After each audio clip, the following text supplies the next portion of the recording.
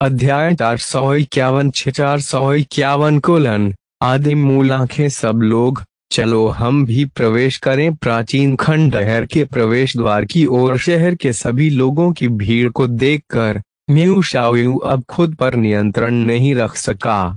अराजकता के किसी भी मास्टर की उपस्थिति की परवाह किए बिना म्यू शाओयू चिल्लाया और आगे बढ़ गया।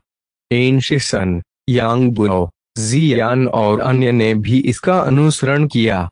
मिस्टर लिंग, हम पहले जाएंगे। वेन जेक्सू भी पीछे रहने को तैयार नहीं थी। यह देखकर कि लिंग शियाओलोंग खंडहर में प्रवेश करने का कोई इरादा नहीं दिखा रहा था, उसने जल्दी से लिंग शियाओलोंग को अलविदा कहा और अपनी बहन के साथ म्यू शाओयू और अन्य लोगों का पीछा किया। कोई भी प्रवेश करने वाला दूसरा या तीसरा नहीं बनना चाहता था। हर कोई सबसे पहले आना चाहता था, दूसरों से पहले खंडहर में प्रवेश करना चाहता था। लिंग जियाओलोंग ने वेन जेक्सू की कॉल का जवाब नहीं दिया। फिलहाल उनका पूरा फोकस जलती हुई रेडाई पर था। चूंकि उन्होंने लाल आंख को अपनी स्थानिक अंगूठी में नहीं रखा था या इसे अपनी व्यक्तिगत अराजकता के अंदर नहीं रखा था, इसलिए उन्हें इसे अपने लबादे के अंदर रखना पड़ा। पहले वे इटर्नल फ्लेम सिटी के जितना करीब आता था, रेडाई उतनी ही अधिक प्रतिक्रिया करती थी। गर्मी शुरू हो गई थी और शहर में प्रवेश करते ही इसकी तीव्रता बढ़ गई थी। अचानक लाल आंख में भयंकर जलन होने लगी। इसके साथ ही शहर में एक घटना सामने आई और प्राचीन खंडहर का प्रवेश द्वार खुल गया। इस लाल आंख का प्राचीन खंडहर से कुछ लेना देना होना चाहिए। जलती हुई लाल आंख निकालते हुए लिंग जियाओलोंग बुदबुदाया। एक बार फिर उसे बागे में वापस रखने से पहले वे कुछ देर तक रेडाई का अवलोकन करता रहा। अंत में उसने प्रवेश द्वार की ओर भागते अनगिनत योद्धाओं को देखने के लिए अपना सिर उठाया। सबसे तेज लोग स्पष्ट रूप से अराजकता के स्वामी और दिव्य संप्रभु थे। दिव्य जागृति क्षेत्र की योद्धाओं ने तब तक प्रवेश द्वार के पास जाने की हिम्मत नहीं की जब तक कि अराजकता के अधिकांश स्वामी और दिव्य संप्रभु खंडहर में प्रवेश नहीं कर गए। जैसे ही वे प्रवेश द्वार के पास पहुंचे, हवा का एक तेज झोंका और राजसी स्थानिक शक्ति तुरंत प्रकट हुई। अचानक हुए परिवर्तन ने दिव्य जागृति क्षेत्र की योद्धाओं के लिए आगे बढ़ना असंभव बना दिया। यही वह क्षण था जब सभी को एहसास हुआ कि केवल दिव्य संप्रभु और अराजकता के स्वामी ही खंडहर में प्रवेश करने के योग्य थे। हालांकि हमेशा ऐसे लोग होते हैं जो विरोध करने का प्रयास करते हैं। कुछ दिव्य जागृति क्षेत्र योद्धाओं ने भी ऐसा ही किया और उनकी कार्यवाही का नतीजा यह हुआ कि अनगिनत स्थानिक ब्लेड तुरंत बाहर निकल आए, जिससे सीधे तौर पर उन सभी दिव्य जागृति क्षेत्र के योद्धाओं को काट दिया गया जिन्होंने विरोध करने का साहस किया था। बहुत जल्द 100 से अधिक योद्धा एक दयनीय चीख निकालने से पहले ही खूनी कोहरे के ढेर में बदल गए। वे बिल्कुल भी प्रतिकार नहीं कर सके। जैसे ही सैकड़ों योद्धा खूनी धुंध में बदल गए, दयनीय चीखें सुनाई दीं, जिससे पीछे भाग रहे लोग अचानक रुक गए। लिंग जियाओलोंग ने अपना सिर हिलाया। वह अब लोगों की ओर नहीं देखता था। उसकी आकृति चमक उठी और वह प्रवेश द्वार के सामने प्रकट हो गया। बिना किसी हिचकिचाहट के वह अंदर चला गया। अगले ही पल वह बिल्कुल नए पुराने स्थानिक क्षेत्र में प्रकट हुआ। फिलहाल लिंग जियाओलोंग हवा में घूम रहा है। नीचे देखने पर उसे एक हरी भरी वन पर्वत श्रृंखला दिखाई दी जो एक प्राचीन आभास से भरी हुई थी। इस पर्वत श्रृंखला के भीतर विशाल वृक्ष ऊंचे खड़े थे और वृक्षों की छाया से पूरा आकाश ढका हुआ था। आसमान थोड़ा धूसर था और उस पर गर्म तापमान का निशान था। पर्वत श्रृंखला की गहराइयों में कभी कभी अज्ञात प्राणियों की दहाड़ें सुनाई देती थीं। दहाड़ें किसी का भी दिल दहलाने के लिए काफी थीं। संपूर्ण स्थानिक क्षेत्र में एक अत्यंत प्राचीन आभा फैल रही थी। यह ऐसा था मानो अज्ञात कई वर्षों या शायद युगों से किसी ने इस स्थान पर कदम नहीं रखा हो। उन दहाड़ों के अलावा जीवन का कोई संकेत नहीं था। लिंग श्याओलुंग के अलावा वहां पहले से ही हजारों योद्धा मौजूद थे। किसी ने बुदबुदाया, यह कोई प्राचीन खंडहर नहीं है, यह किसी प्राचीन विशेषज्ञ का क्षेत्र लगता है। प्राचीन विशेषज्ञ का क्षेत्र। किसी की आंखें चमक उठी। अगर ये सच है तो जरूर कहीं न कहीं कोई विरासत छुपी होगी। मुझे डर है कि यहाँ अरबों या खरबों वर्षों से कोई नहीं आया है। यह निश्चित रूप से कई युगों पहले के एक प्राचीन विशेषज्ञ का क्षेत्र है। एक प्राचीन विशेषज्ञ के क्षेत्र में निश्चित रूप से बहुमूल्य खजाने होते हैं। हमें उनकी तलाश करनी चाहिए। हल्की फुल्की चर्चाएं और उद्गार हवा में गूंज उठे। उनमें से हरेक की आंखों में बेहद हैरान करने वाले भाव थे। स्वोश स्वोश हवा में सभी ने एक दूसरे की ओर देखा और एक दूसरे से बचाव किया। असंख्य आकृतियां झपट्टा मारकर बाहर निकल आईं, जिसके बाद उन सभी ने तेजी से पर्वत श्रृंखला में छलांग लगा दी।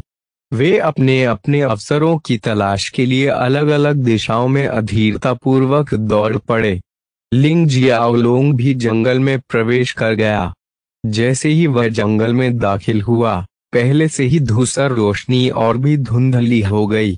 सड़े पत्तों और घास फूस की तेज गंध से जंगल भर गया। गर्जन। एक क्षण बाद अचानक सामने से एक विशाल जानवर की दहाड़ सुनाई दी। लिंग जियाओलुंग ने भौहें चढ़ा दी और फिर वह तेजी से आगे बढ़ा।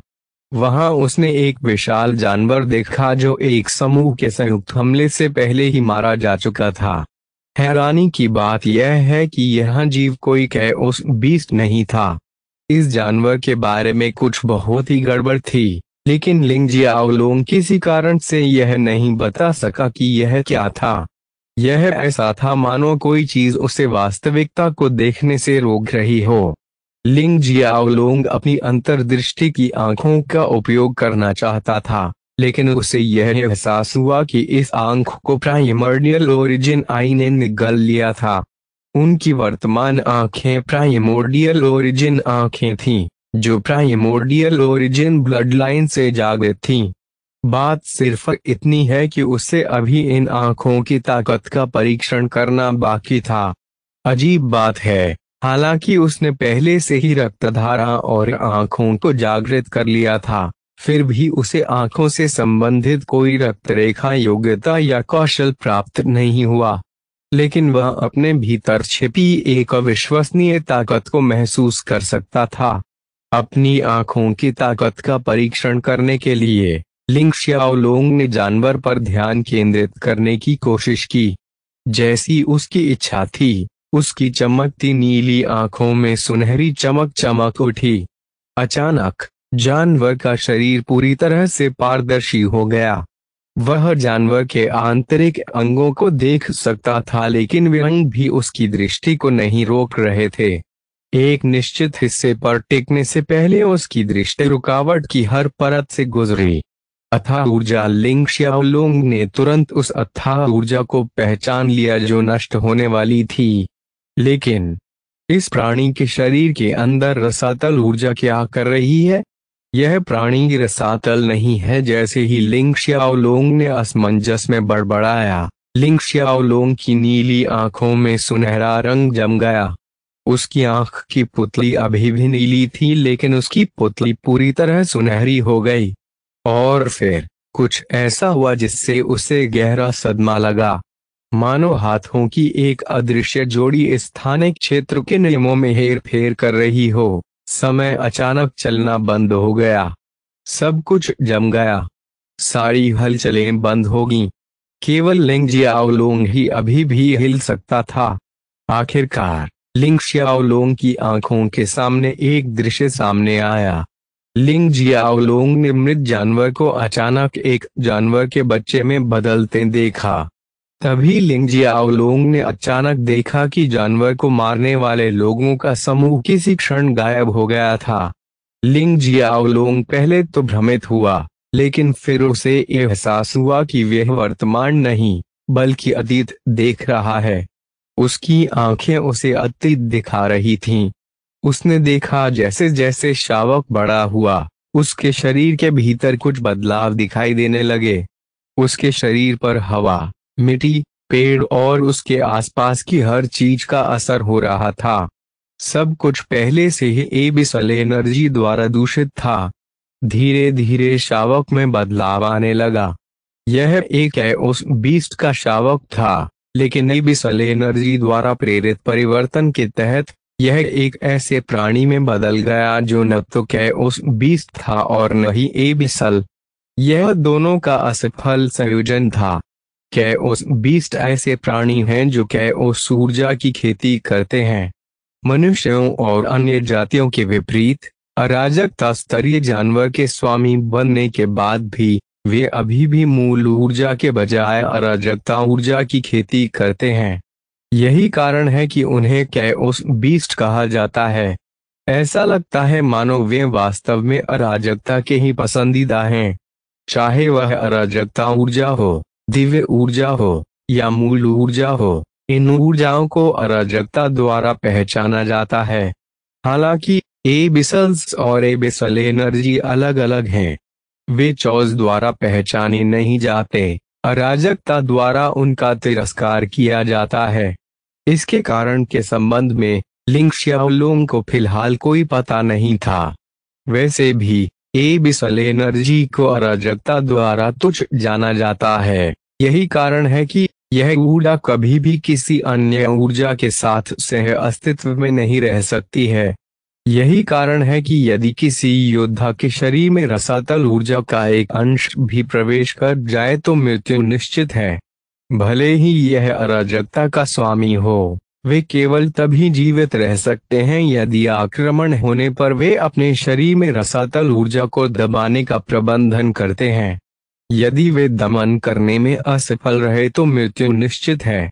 इसीलिए एबिसल एनर्जी द्वारा जबरदस्ती रूपांतरित किए जाने पर मूल कैओस जानवर कुछ ऐसा बन गया जो न तो जानवर था और न ही रसातल।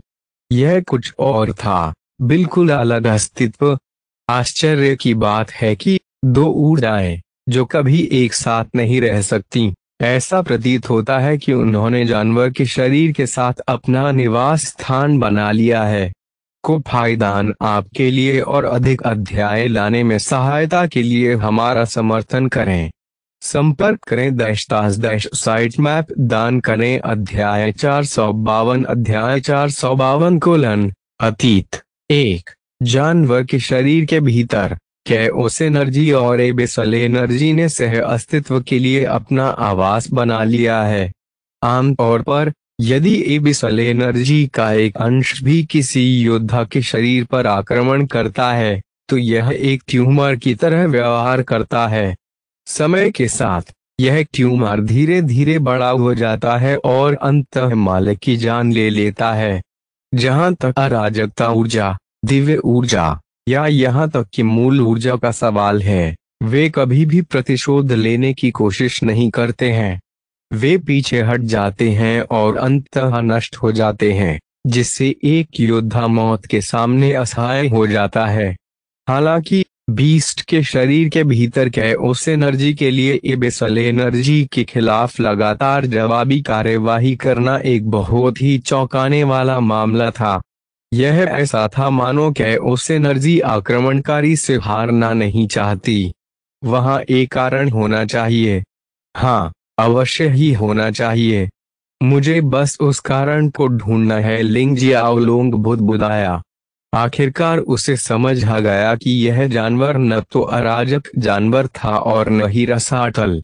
जैसे ही लिंग जियाओलुंग को सच्चाई का पता चला, उसकी पुतली का स्वर्ण फैल गया और उसकी परितारिका भी ढक गई। अब सफेद हिस्से के अलावा उसकी आंखें पूरी तरह सुनहरी थीं। संपूर्ण प्राचीन खंडहर एक बार फिर लिंग शियाओलुंग की नजरों में एक अज्ञात परिवर्तन से गुजरा। समय पलटने लगा और धीरे धीरे कई युग बीत गए। बेशक लिंग जियाओलुंग की आंखों के भीतर समय पीछे की ओर बह रहा था। लिंग जियाओलुंग को कई युगों से पीछे की ओर बहने में बहुत ही कम समय लगा और अंततः उस युग पर रुका जिसे पूरी अराजकता ने भुला दिया था। इस युग के बारे में एक भी अभिलेख उपलब्ध नहीं है, लेकिन इस युग द्वारा छोड़े गए कई प्राचीन स्थल पहले ही मिल चुके हैं। यह भूला हुआ युग था। लिंग जियाओलोंग ने देखा, इस दिन पूरा आकाश पूरी तरह से अंधेरा हो गया। एक विशाल रक्त चंद्रमा आकाश में उग आया और बीच से फट गया। अनगिनत रसातल ब्लड मून के विभाजित हिस्से से बाहर निकले और नीचे लोगों का नरसंहार करना शुरू कर दिया। उन्होंने दुनिया पर आक्रमण किया और पूरी भूमि को युद्ध के मैदान में बदल दिया। असंख्य वीर योद्धा अपने निवास स्थान से निकलकर रसातल की ओर प्रस्थान करने लगे। एक भयानक युद्ध छिड़ गया। यह रसातल के विरुद्ध युद्ध था। ऐसा लगता है कि एबिसल्स ने एक बार भूले हुए युग में संपूर्ण अराजकता के खिलाफ युद्ध शुरू किया था। लेकिन लिंग जियाओलोंग की आदिम उत्पत्ति की नजरें युद्ध पर केंद्रित नहीं थीं। ये आंखें कुछ ढूंढती नजर आईं। ऐसा लगता था मानो ये आंखें जीवित थीं और एक बुद्धिमान प्राणी की तरह सोच सकती थीं। वे चाहती थीं कि लिंग जियाओलोंग कुछ देखे। लिंग जियाओलोंग की सुनहरी आंखों में समय बीता गया और कई महीने एक पल में बीत गए। आखिरकार उसकी नजर दो लोगों के एक समूह पर टिकी। ये दोनों लोग इस प्राचीन खंडहर के दक्षिणी भाग की ओर तेजी से बढ़ रहे थे। चाहे वह पेड़ हों, पहाड़ हों या कोई अन्य बाधाएं हों, लिंग जियाओलोंग की दृष्टि को कोई भी चीज नहीं रोक रही थी। उनकी दृष्टि हर बाधा को पार कर गई और पूरी तरह से इन दो लोगों पर टिक गई। यह सब नहीं था। लिंग जियाओलोंग के कान भी उन दो लोगों की बातचीत सुनने लगे। उनकी बातचीत से लिंग जियाओलोंग ने उनके नाम सीखे। उनमें से एक था लॉन्गचेन और दूसरा था वू गुआंगयुन। लिंग जियाओलोंग की नजरें भी 95% से ज्यादा लॉन्गचेन पर केंद्रित थीं। जाहिर है, ये आंखें चाहती थीं कि लिंग जियाओलोंग लॉन्गचेन पर ध्यान केंद्रित करें। ये दोनों लोग रसातल और यहाँ तक कि नासमझ जानवरों से लड़ते हुए लगातार आगे बढ़ रहे थे। एबिसल्स के आक्रमण और हर जगह एबिसल ऊर्जा के प्रसार के कारण ये जानवर पागल हो गए थे। रुको, जैसे जैसे वे दोनों आगे बढ़ रहे थे, वे एक दलदली क्षेत्र में पहुंचे। 2 मिनट बाद एक काला कंकाल अचानक नीचे एक दलदल से बाहर आया और फिर मानव आवाज में बोलना शुरू कर दिया, जिससे लॉन्गचेन और द वू गुआंगयुन को उनके रास्ते में रोक दिया गया। इस कंकाल से आभा की हल्की लहरें निकल रही थीं जो अराजकता के मास्टर की थीं।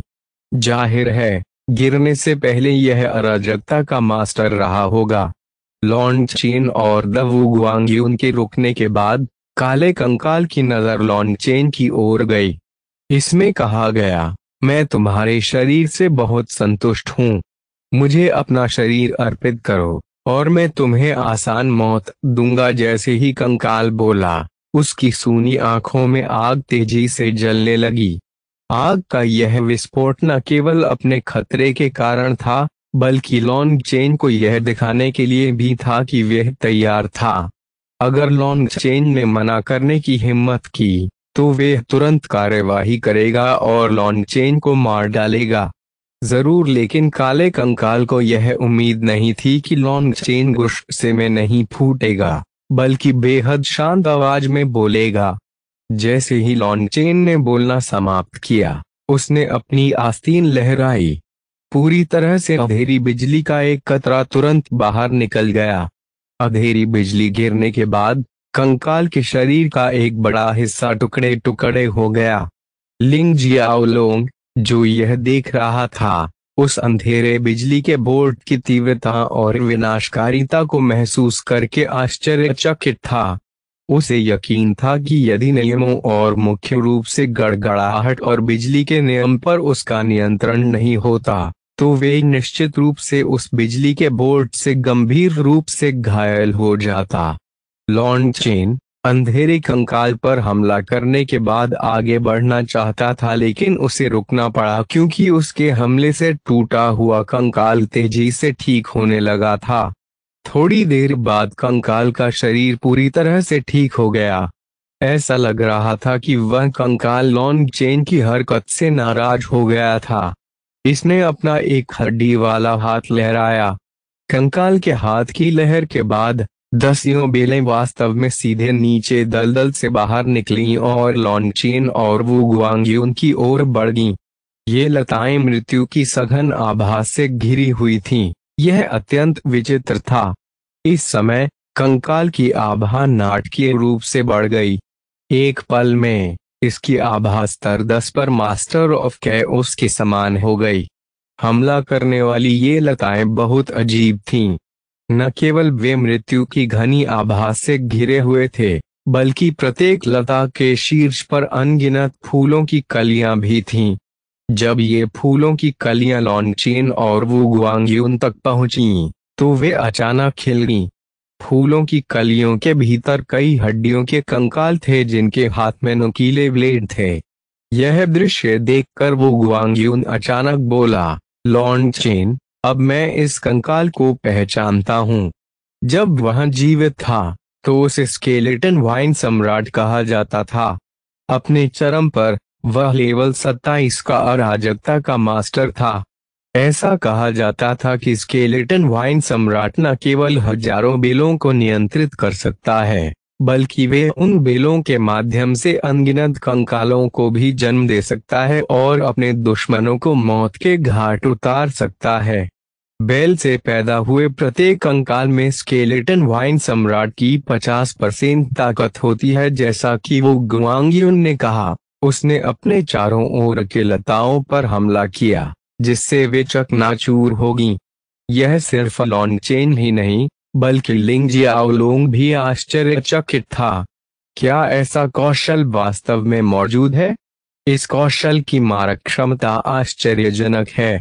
इस समय लॉन्गचेन के हाथों की तलवार ने तेज तलवार की रोशनी छोड़ी। उसी समय आग की लपटों ने उसकी तलवार को अपनी चपेट में ले लिया। यह लॉ कोई साधारण लॉ नहीं थी। इसे नेदरवर्ल्ड कोलोसस फ्लेम कहा जाता था। आग की लपटों के मामले में इसे पूरे अराजकता में नंबर 1 स्थान दिया गया था। हालांकि उन दिनों लिंग शियाओलोन की कैओसेसेंस फ्लेम ने अपनी उपस्थिति नहीं बनाई थी। अन्यथा नेदरवर्ल्ड कोलोसस फ्लेम दूसरे स्थान पर होता। वैसे भी इस लॉक की ताकत को नकारा नहीं जा सकता।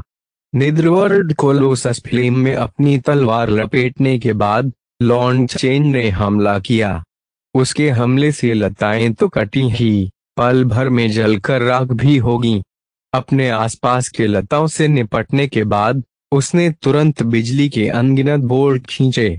नेदरवर्ल्ड कोलोसस ज्वाला विनाशकारी खाली बिजली के साथ जुड़ गई, जिससे वह तीव्रता से जल गई।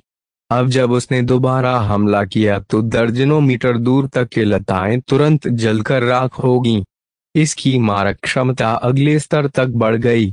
इस हमले ने न केवल सभी बेलों की देखभाल की, बल्कि काले कंकाल के स्रोत को भी नुकसान पहुंचाया, जिससे वे बेहोश हो गया। काले कंकाल को बेहोश होते हुए देखकर लॉन्गचेन ने नेदरवर्ल्ड कोलोसस फ्लेम और अंधेरी बिजली को वापस बुला लिया। फिर उसने अपने दोनों हाथों का उपयोग करके कई रन बनाए जो उसके चारों ओर हवा में तैरने लगे। इन रूनों के प्रकट होने के बाद आसपास का तापमान कई डिग्री बढ़ गया। लेकिन यह तो बस शुरुआत थी। लॉन्गचेन के नियंत्रण में ये रन आकाश में उड़ गए और अनियमित पैटर्न में नृत्य करने लगे। रूनों से आग की लपटें और बिजली पैदा हुईं। ये लपटें और बिजली लॉन्गचेन के नेदरवर्ल्ड कोलोसस फ्लेम और डार्क लाइटिंग से अलग थीं। लॉन्गचेन यहीं नहीं रुके। फिर उसने अपने नेदरवर्ल्ड कोलोसस फ्लेम और डार्क लाइटिंग को भी रून्स में फेंक दिया, उन्हें फ्यूज कर दिया और विनाशकारिता को बढ़ा दिया। हवा इतनी तेज हो गई कि गैस बढ़ने लगी और धुंध पैदा हो गई। इन रोनिक शक्तियों के दबाव में अंतरिक्ष दरक गया और विकृत हो गया। मैं आकाश को जला डालूंगा और पृथ्वी को चकनाचूर कर दूंगा, पूर्ण विनाश। जैसे ही लॉन्गचेन ने बूओम कहा, एक भयानक विस्फोट ने पूरी भूमि को हिलाकर रख दिया। प्रत्येक प्राणी, चाहे वे मनुष्य हों, राक्षस हों, अराजक जानवर हों, रसातल हों या अन्य जातियों के लोग हों, केवल आकाश में वज्रपात का उदय देखते हैं। यही सब कुछ था। परंतु इस वज्रपात का प्रभाव अलौकिक था। आसमान टूट गया।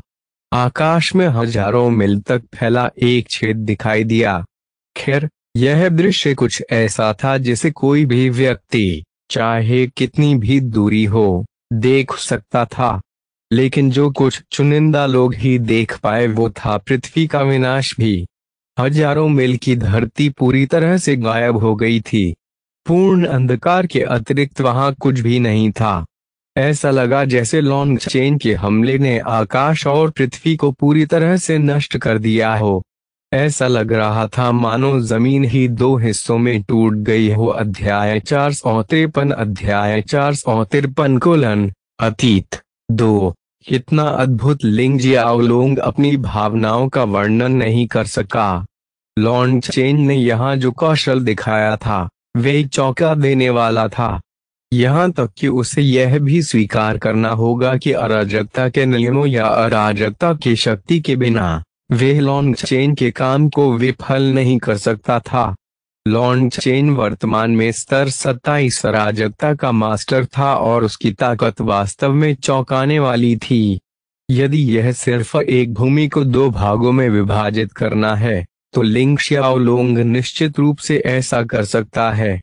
हालांकि लॉन्गचेन का आक्रमण इतना आसान नहीं था।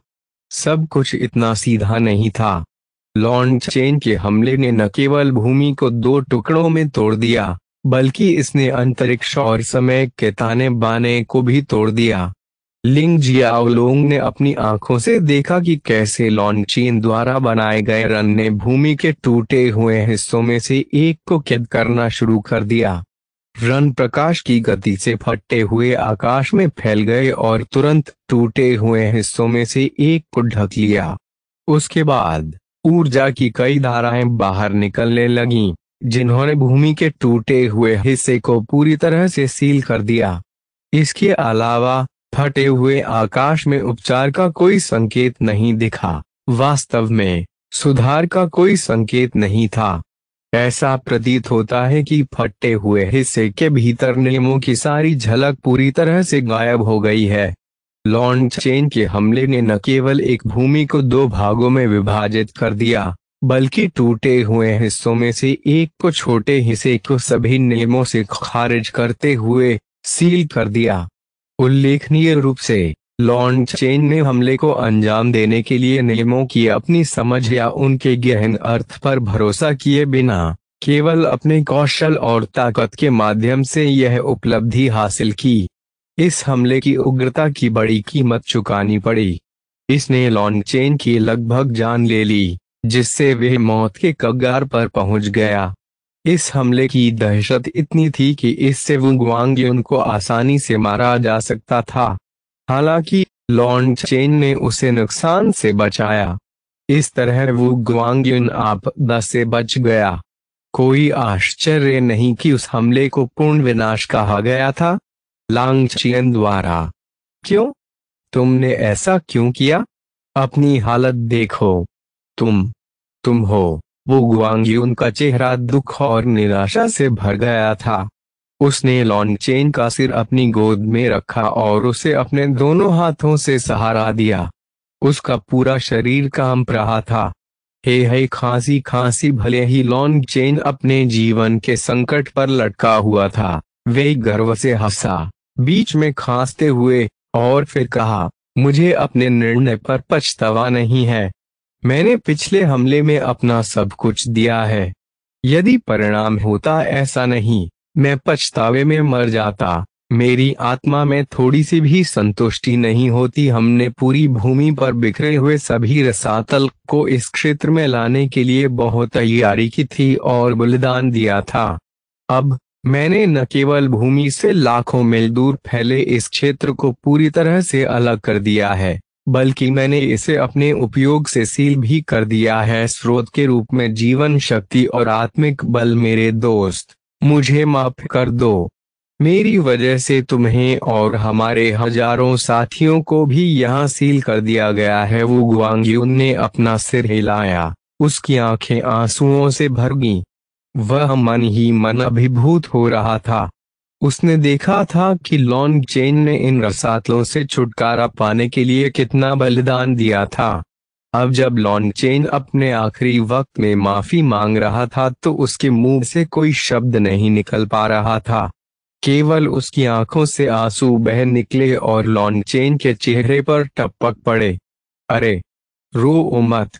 तुम्हें देखो, तुम इस तरह रोती हुई एक छोटी बच्ची की तरह लग रही हो। लॉन्ग चेन मुस्कुराए और चिढ़ाए, जिससे वो गुआंग्युन को थोड़ा हंसी आई। निस्संदेह, हंसी का यह विस्फोट गहरी भावनाओं से भरा हुआ था। वास्तव में यह उसे जोर से रोने पर मजबूर कर दिया। है, सुनो, मेरे पास ज्यादा समय नहीं है, मुझे कुछ कहना है। लॉन्ग चेन ने अचानक गहरी सांस ली और हांफने लगा। वह जानता था कि उसका समय समाप्त होने वाला है, इसलिए उसने वो गुआंग्युन के लबादे को कसकर पकड़ लिया और उसे अपने चेहरे के पास खींच लिया। फिर उन्होंने कहा, तुम्हें सभी रसातल को मारने के लिए सब कुछ करना होगा। याद रखें मेरे दोस्त, तुम मर सकते हो, लेकिन केवल इस भूमि में हर एक रसातल से छुटकारा पाने के बाद। हमारे सभी साथियों को इकट्ठा करो और चौतरफा हमला शुरू करो। सभी रसातलों से इस सीलबंद भूमि को साफ करें, चाहे इसमें कितने भी वर्ष लग जाएं। मुझे पता है कि एक दिन ऐसा आएगा जब इस भूमि पर लगी सील हटा दी जाएगी। उस समय यह टूटा हुआ हिस्सा एक बार फिर पूरी दुनिया के सामने आएगा। मैं नहीं चाहता कि एबिसल्स बाहर निकलें और नरसंहार शुरू करें जब यह सीलबंद जमीन फिर से बाहर की जमीन पर प्रकट हो गई है। आप मेरे लिए यह करेंगे, है ना? लॉन्ग चेन ने पूछा। उसकी आवाज गहरी भावनाओं और निराशा से भरी हुई थी और काम भी रही थी। मैं करूंगा, वो गुआंग्युन ने जोर से सिर हिलाया। उसकी आंखों में दृढ़ संकल्प की चिंगारी चमक उठी। लॉन्ग चेन मुस्कुराया, उसकी मुस्कान बेबसी से भरी थी। अंततः तुम्हें मेरे लिए एक काम करना होगा, लॉन्ग चेन ने कहा। उसने एक छोटा सा गोल्डन कार्ड निकाला। एक नजर में यह कार्ड साधारण नहीं लगा, यह जटिल ऋणों से भरा हुआ था। परीक्षण के लिए एक आधार तैयार करें और इस कार्ड को अंतिम पुरस्कार के रूप में रखें।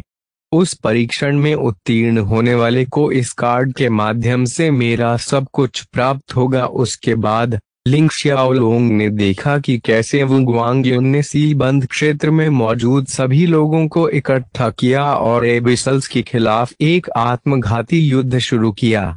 यह युद्ध कई हजार वर्षों तक चलता रहा। इस अवधि के दौरान वो गुआंग्युन ने लॉन्ग चेन के अनुरोध के अनुसार एक परीक्षण मैदान भी बनाया।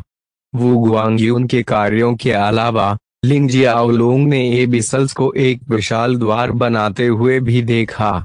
यह द्वार राक्षसी और भयानक था, यह शुद्ध बुराई का अवतार था।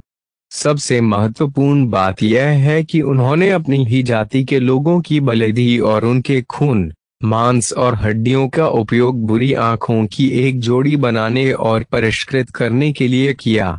एक आंख लाल थी जबकि दूसरी आंख काली थी। ये दोनों आंखें उस गेट को खोलने की चाबियां थीं। वे रसातल सब कुछ नष्ट करने के लिए अपनी भगवान मां को बुलाना चाहते थे। हालांकि इससे पहले कि वे गेट खोल पाते, सीलबंद भूमि के भीतर एबिसल्स और अन्य सभी जातियों के बीच युद्ध तेज हो गया। अंत में सभी रसातल मारे गए। दुर्भाग्य से इससे पहले कि वे सभी पूरी तरह से नष्ट हो जाएं, एबिसल्स ने अंतरिक्ष में एक विकृति को जबरन खोलने और सील भूमि से लाल आंख भेजने के लिए एक अज्ञात क्षमता का उपयोग किया। वह आंख कहाँ गई पता ही नहीं चला। लेकिन इस दृश्य को देखने के बाद लिंग शियाओलोंग को समझ आया कि उन रसातल ने सीलबंद भूमि से बाहर अन्य रसातल में रेडाई भेजने के लिए उस अज्ञात विधि का उपयोग किया होगा। इस युग के दौरान जब एबिसल्स फिर से उतरे और नरसंहार करना शुरू कर दिया, तो वे अपने साथ रेड आई भी लाए। उनका इरादा साफ था, वे गेट खोलकर अपनी गॉड मदर को बुलाना चाहते थे। यह अफसोस की बात थी कि इससे पहले कि एबिसल्स इस प्राचीन सीलबंद स्थानिक क्षेत्र के खुलने का इंतजार कर पाते, वे मारे गए और यह रेड आई वेनजेक्सू के हाथों में समाप्त हो गई। इसके बाद वेनजेक्सू ने लिंग शियाओलोंग को उसकी और उसकी बहन को बचाने का बदला चुकाने के लिए उपहार के रूप में इस रेड आई का उपयोग किया। हमेशा की तरह लिंग जियाओलोंग की अविश्वसनीय किस्मत ने यहाँ एक भूमिका निभाई। लाल आंख कुंजी का यह महत्वपूर्ण टुकड़ा दिव्य महिमा की भूमि के सभी लोगों के हाथों में समाप्त हो गया। कुंजी के दो भाग थे, लाल आंख और काली आंख। चूंकि लाल आंख लिंग जियाओलोंग के हाथ में थी, तो काली आंख के बारे में क्या? दरअसल एबिसल्स इस सीलबंद भूमि से केवल रेड आई भेजने में कामयाब रहे। जहां तक ब्लैक आई का सवाल है, वे खो गया। जब तक लिंग जियाओलोंग ब्लैक आई की खोज कर सकता था, वे रसातल द्वारा बनाए गए द्वार को खोल सकता था। मुझे लगता है कि जो खतरनाक उपस्थिति मैं पहले महसूस कर रहा था, वे उस गेट के अंदर मौजूद अस्तित्व से रही होगी। यह एक तथाकथित गॉड मदर ऑफ एबिसल्स की ओर से रही होगी। लिंग जियाओलोंग ने चुपचाप विचार किया और सिर हिलाया। सचमुच ऐसा ही होना चाहिए। जिस क्षण प्राइमोर्डियल ओरिजिन आई सक्रिय हो गई और समय रुक गया, ऐसा लगा मानो खतरनाक उपस्थिति भी गायब हो गई हो। उसे अब कुछ भी महसूस नहीं हो रहा था। जबकि लिंग शियाओलोंग अभी भी अपने विचारों में मंत्रमुग्ध था, उसकी सुनहरी आंखें वापस बदल गईं और एक बार फिर नीली हो गईं। वे अपनी मूल स्थिति में लौट आए। लिंग जियाओलोंग की आंखों के सामने का दृश्य अचानक बदल गया, जिससे लोगों का एक समूह और एक मृत प्राणी सामने आया जो कैओस बीस्ट्स या एबिसल्स से संबंधित नहीं था। समय ने अपना सामान्य प्रवाह फिर से शुरू कर दिया। लिंग जियाओलोंग ने एक गहरी सांस खींची और बुदबुदाया, मैंने कभी नहीं सोचा था कि प्राइमर्डियल ओरिजिन आइज के पास इतनी अपार शक्ति होगी। नहीं, मैंने उनमें समय को रोकने और अतीत में झांकने की आश्चर्यजनक क्षमता होने की कल्पना की थी। अब जब सब कुछ अपने मूल प्रवाह में लौट आया, तो लिंग जियाओलोंग को एक बार फिर से खतरनाक उपस्थिति का एहसास होने लगा, जो गेट के दूसरी तरफ उसका इंतजार कर रहा था। लिंग जियाओलोंग ने लाल आंख निकाली, उस पर गहराई से नजर डाली और बुदबुदाया, चिंता मत करो, मैं निश्चित रूप से उस काली आंख को ढूंढ लूंगा और फिर गेट खोलूंगा। इससे पहले कि वह बाहर निकल सके, मैं रसातल की उस भगवान माँ को मार डालूंगा। वह द्वार लिंग जियाओलोंग को अपनी ताकत पर पूरा भरोसा था। उनका मानना था कि अराजकता की शक्ति के साथ वे किसी का भी सामना कर सकते हैं। वह निश्चित रूप से उस खतरनाक उपस्थिति के मालिक को मार सकता था। को फायदान आपके लिए और अधिक अध्याय लाने में सहायता के लिए हमारा समर्थन करें।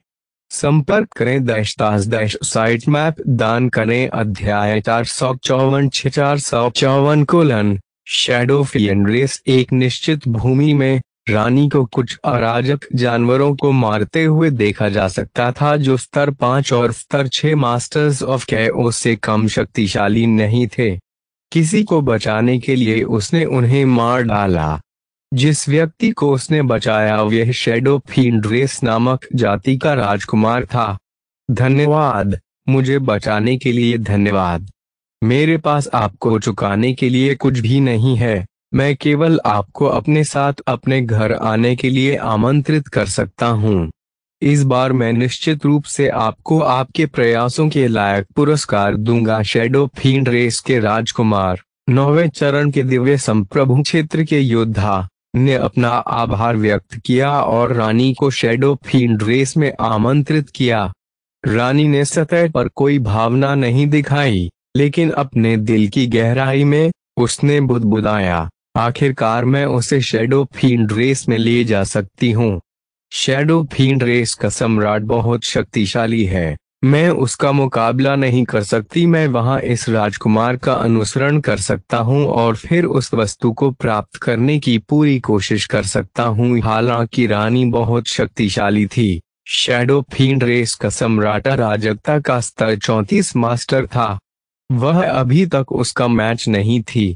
शैडो फील्ड सम्राट के अलावा शैडो फील्ड रेस में अराजकता के कई शक्तिशाली मास्टर्स भी हैं।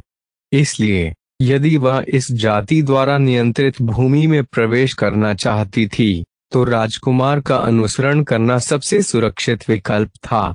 राजकुमार की बातें सुनकर रानी ने राजकुमार की बात से सहमति जताते हुए हल्का सा सिर हिलाया। राजकुमार का नाम शीजान था। जैसे ही शीजान ने रानी की ओर कदम बढ़ाया, उन दोनों ने अपनी गति बढ़ानी शुरू कर दी। जैसे जैसे वे जल्दी जल्दी आगे बढ़े, बहुत जल्द रानी को शैडो फील्ड रेस के सदस्य दिखाई देने लगे। शीघ्र ही वे एक पर्वत की चोटी पर पहुंच गए। नीचे घाटी में पानी पूरी तरह से काला था, जिससे इसे देखने वाले लोगों को ऐसा महसूस हो रहा था जैसे कि यह एक बहुत ही अजीब और भयानक आभा उत्सर्जित कर रहा हो। वहां एक महल था। इस महल में विशाल दीवारें थीं, जो विशाल चट्टानों से बनी थीं और उनमें एक निश्चित स्तर की सुरक्षा थी। सामान्य दिव्य संप्रभु और यहाँ तक कि अराजकता के स्वामी भी इसे तोड़ने में सक्षम नहीं होंगे। प्रकाश की एक विशाल बाधा महल को ढक रही थी, जिससे हल्की स्याह रोशनी निकल रही थी। इस तरह वे आक्रमणकारियों को, मुख्य रूप से उनके कट्टर दुश्मनों कैओस बीस्ट्स को, जो हमेशा शैडो फील्ड रेस के सदस्यों को निगलना पसंद करते हैं, हवा से महल में घुसने से रोकने में सक्षम होंगे। जब रानी को यह सब समझ में आया तो वे तेजी से शीजान के पीछे पीछे विशाल बैरियर के प्रवेश द्वार तक पहुंची। निस्संदेह इस शैडो फील्ड रेस के लिए केवल एक प्रवेश द्वार के अलावा और भी रास्ते थे। जब दो शैडो फाइंड्स ने देखा कि प्रिंस शीजान वापस आ गए हैं तो वे खुशी से भर गए। हालांकि जब उन्होंने रानी को देखा तो वे मदद नहीं कर सके, लेकिन उन्हें लगा कि वे बिल्कुल एक इंसान की तरह दिखती हैं। उनकी अभिव्यक्ति तुरंत चिंताजनक हो गई। मेरे राजकुमार, वे एक इंसान है। तुम उसे यहाँ क्यों लाए हो? चुप रहो, वे मेरी रक्षक है। मैं पहले अराजक जानवरों द्वारा लगभग मारा ही गया था। उसने मुझे उन अराजक जानवरों से बचाया। यह खबर सुनकर दोनों शैडो फील्ड्स हैरान रह गए। ठीक है, आप लोगों को इतना आश्चर्यचकित होने की जरूरत नहीं है। वह एक इंसान नहीं है, वह एक अलग जाति से आई है। वह वास्तव में एक पौधे राक्षस है जो चमत्कारिक ढंग से एक उच्च क्षेत्र में विकसित हुआ और एक मानव रूप में बदल गया। वह है यहाँ हमारी रक्षा के लिए। निस्संदेह यह रानी ही थी जिसने शीजान को बताया कि वह एक वनस्पति राक्षस थी। ऐसा इसलिए है क्योंकि वे अच्छी तरह से जानती है कि इंसानों का उनके लालची स्वभाव के कारण शैडो फील्ड रेस द्वारा स्वागत नहीं किया जाता है। यहाँ जाते समय रानी ने शीजान की संरक्षक बनने का इरादा भी व्यक्त किया, जबकि वे उनके साथ उनके अतिथि के रूप में रहती है। वह उसे कैओस बीस्ट्स के खतरे सहित सभी खतरों से बचाएगी। उसने ऐसा इसलिए व्यक्त किया क्योंकि शीजान ने उससे कहा था कि वह कुछ ऐसा करना चाहता है जिससे उसकी जान को खतरा हो। शैडो फील्ड रेस में आने का रानी का इरादा एक निश्चित वस्तु प्राप्त करना था। यदि वह शीजान के करीब पहुंच सकती है तो वे उस वस्तु को अधिक आसानी से प्राप्त कर सकती है। शीजान की बातें सुनकर प्रवेश द्वार की रखवाली कर रहे दो शैडो फाइंड्स ने अब उसे उस तरह नहीं देखा जैसे वे पहले देखते थे।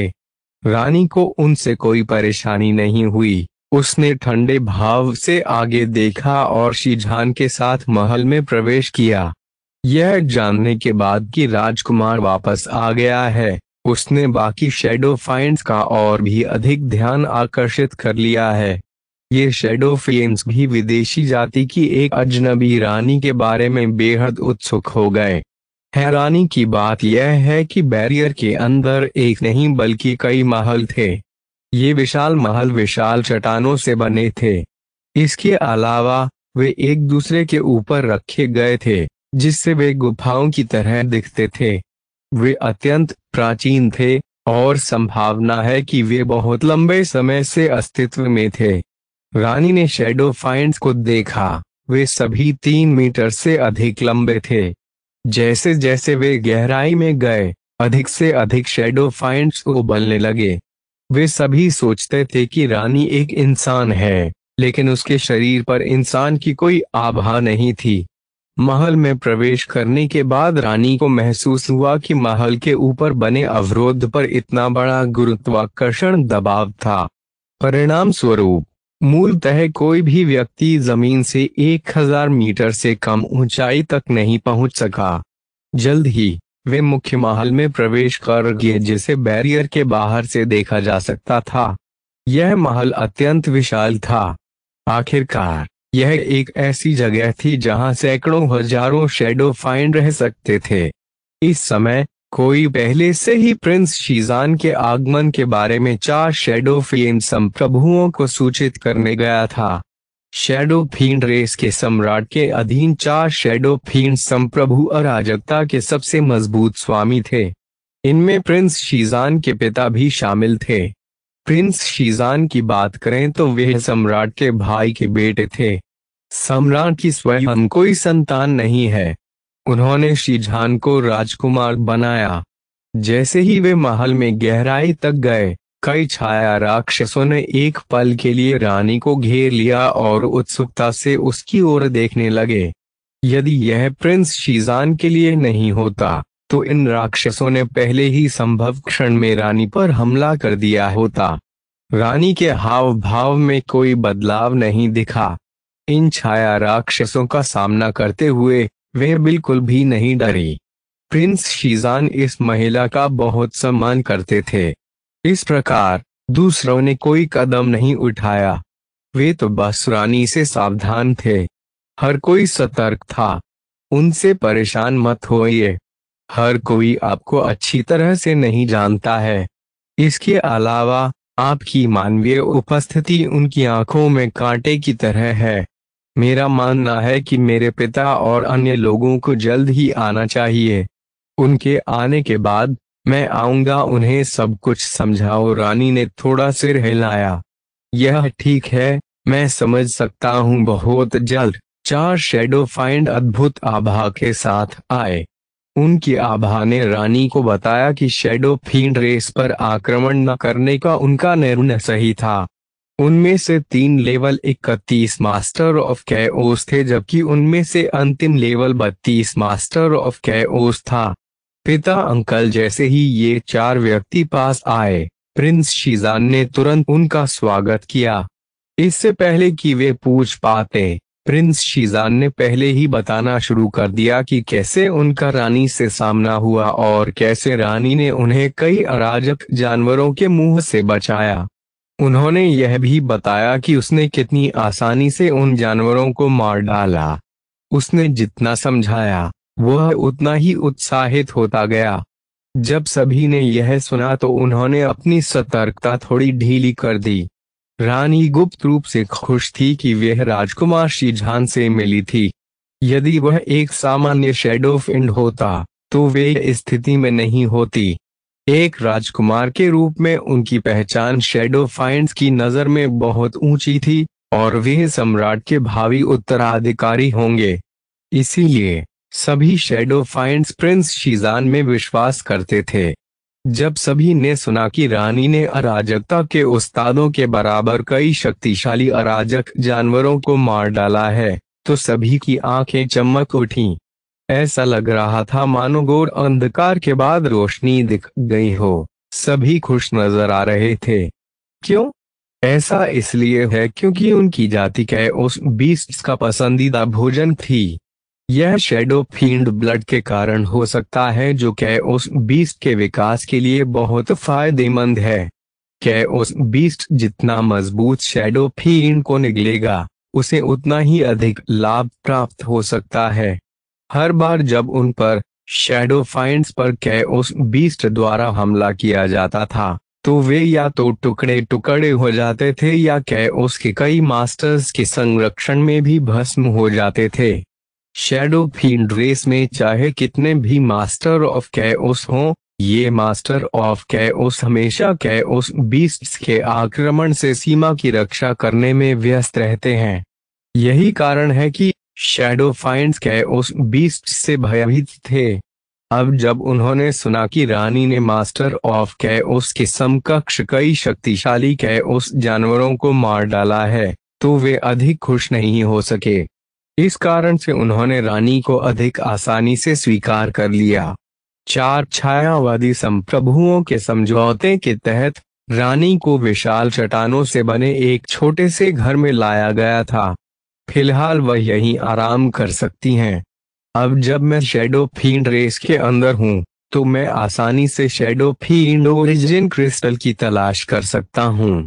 शैडो फील्ड ओरिजिन क्रिस्टल की मदद से लिंग शाओलोंग तेजी से मास्टर ऑफ कैओस के अंतिम स्तर तक पहुंच सकता है। जैसे ही वह बुदबुदाई, उसकी आंखें हरी रोशनी से चमक उठीं। कई बेहद पतली, लगभग नग्न आंखों के लिए अदृश्य जड़ें उसके पैरों से निकलीं और जमीन में गहराई तक धंस गईं, धीरे धीरे खुलने वाले विशाल जाल की तरह हर जगह फैल गईं। उसकी जड़ों का प्रत्येक कतरा आंखों की एक अतिरिक्त जोड़ी की तरह था। हर जगह जड़ें रानी की निगरानी में फैल गईं। वह शैडो फील्ड ओरिजिन क्रिस्टल को ढूंढने और उसे सभी शैडो फील्ड्स की नाक के नीचे ले जाने के लिए दृढ़ थी। को फायदान आपके लिए और अधिक अध्याय लाने में सहायता के लिए हमारा समर्थन करें। संपर्क करें -- मैप दान करें। अध्याय 455 परीक्षण। एक अजीब स्थिति। लिंग जियाओलोंग ने मुड़ने और जाने से पहले कुछ देर तक उस अजीब जानवर को गहराई से देखा। इससे पहले प्राइमोर्डियल ओरिजिन आइज ने उन्हें दिखाया कि कैसे लॉन्गचेन ने भूमि को तोड़ दिया और रूनिक पावर की मदद से इस जगह को सील कर दिया। जब टूटी हुई जमीन के इस हिस्से को सील कर दिया गया तो यहाँ के नियम भी पूरी तरह से गायब हो गए।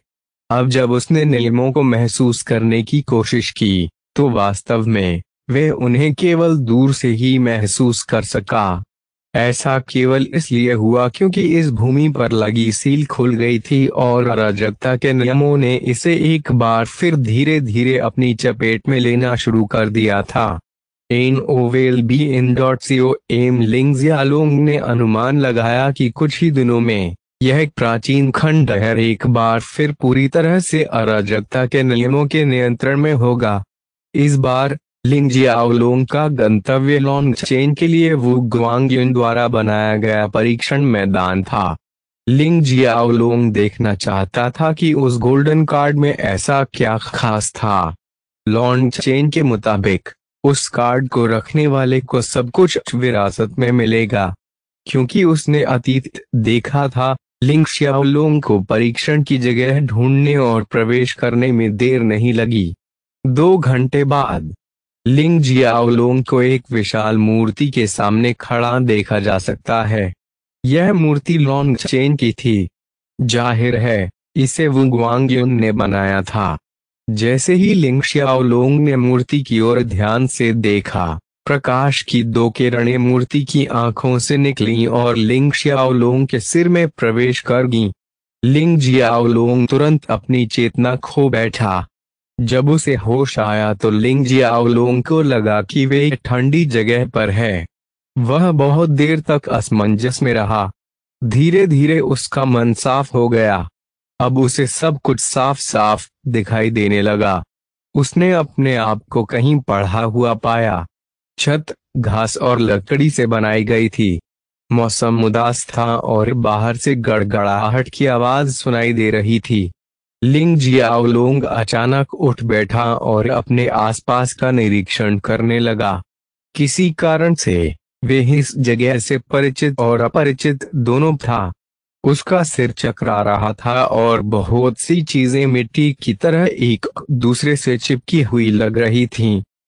उसने अपनी कनपट्टी को रगड़ा और गहरी सांस ली। उसे लगा कि वह कोई बहुत महत्वपूर्ण बात भूल गया है। उसने इसे याद रखने की पूरी कोशिश की, हालांकि जब तक वह इसके बारे में सोचता, उसके मस्तिष्क में चाकू घुमाए जाने जैसा दर्द होता। आखिर में उसे कुछ भी याद नहीं रहा। मैं कौन हूँ? यह कौन सी जगह है? 2 बार हाँफने के बाद वह धीरे धीरे खड़ा हो गया। अपने दिमाग में वह स्पष्ट रूप से याद कर सकता था कि ऐसा लगता है कि वह किसी प्रकार के परीक्षण के लिए आया था।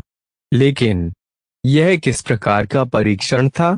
ये विचार उसके मन में आए और उसने इस पर गहराई से विचार करना चाहा। हालांकि जैसे ही ये विचार आए, वह सब कुछ भूल गया। अंत में उसके हृदय में केवल भ्रम ही रह गया।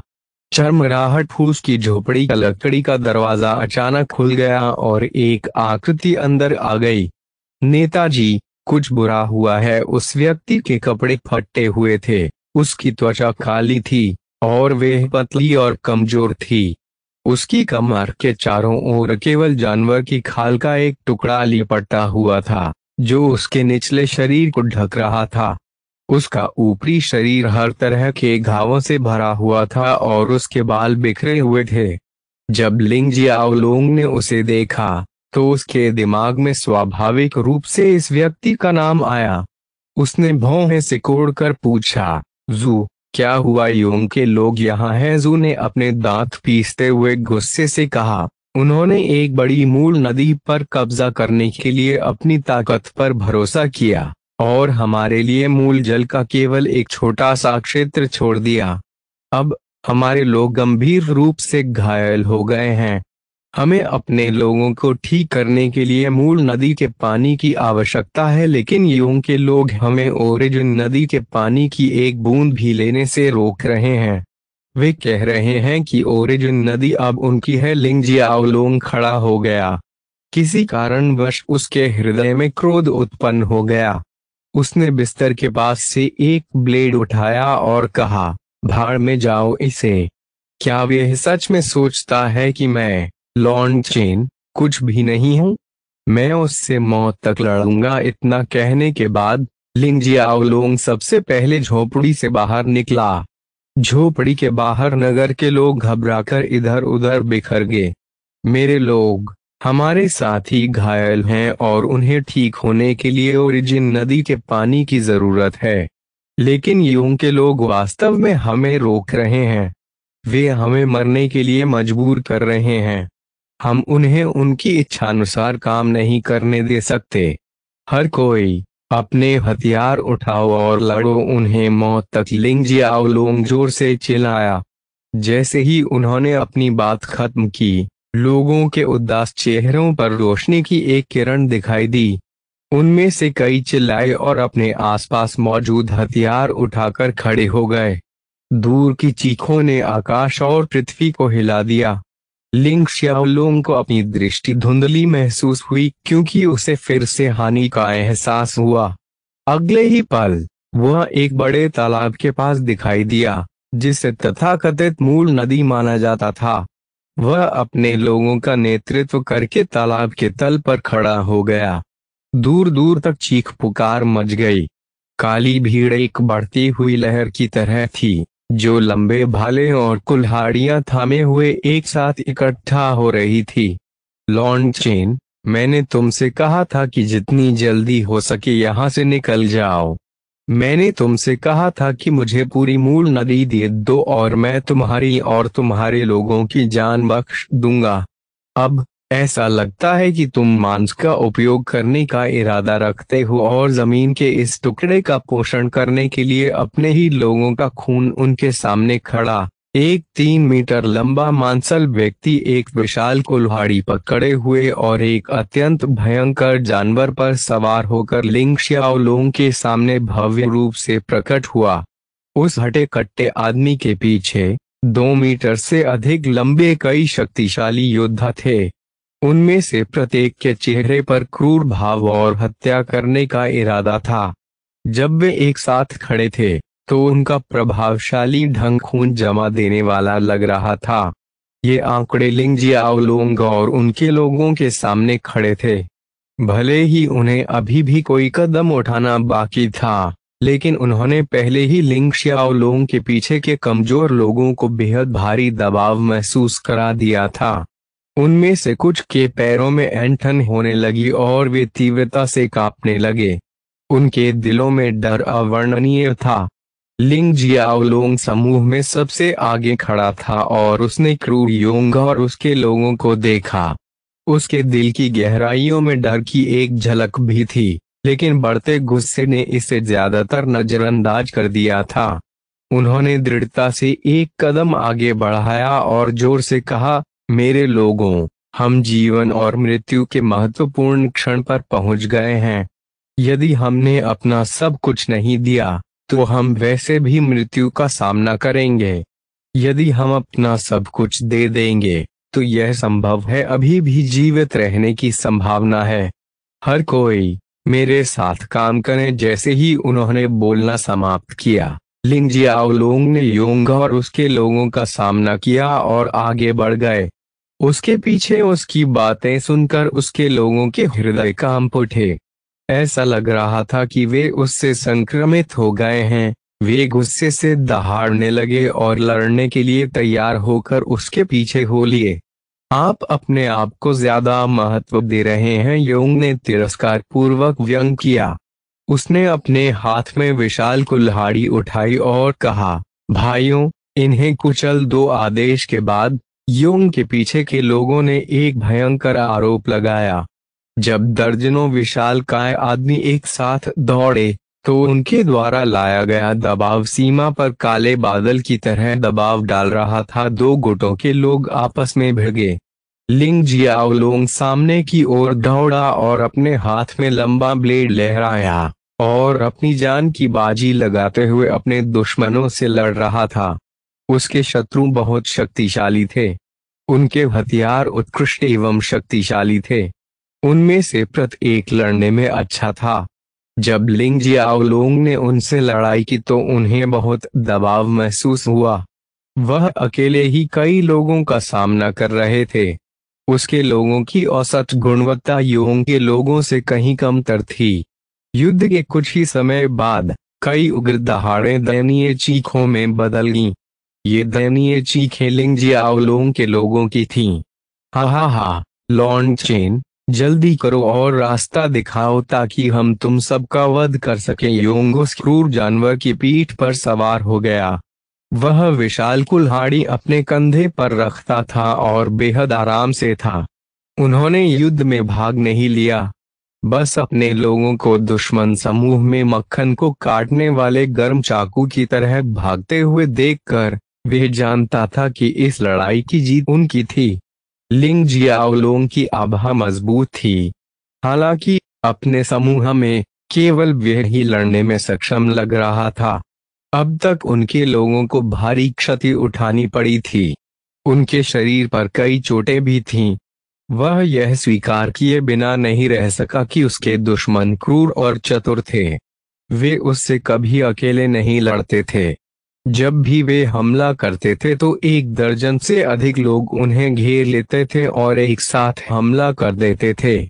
धीरे धीरे लिंग जियाओलोंग को अपना बचाव करना मुश्किल हो गया। उसके शरीर पर लगातार चोटें आती गईं और खून बहता रहा। वह अचानक लड़खड़ाया और अनियंत्रित होकर किनारे गिर गया।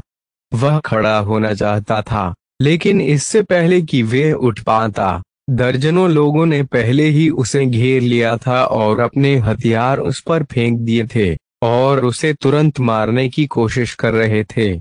को फायदान आपके लिए और अधिक अध्याय लाने में सहायता के लिए हमारा समर्थन करें। संपर्क करें -- साइट मैप दान करें।